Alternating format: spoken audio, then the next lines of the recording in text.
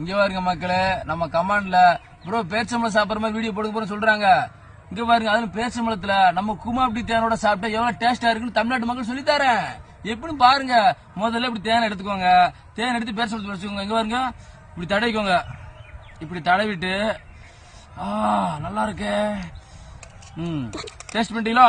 இப்படி ஓரமா வச்சுக்கோங்க.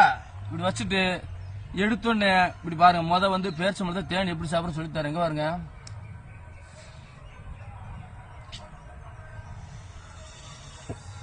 ஏங்க ஐயோ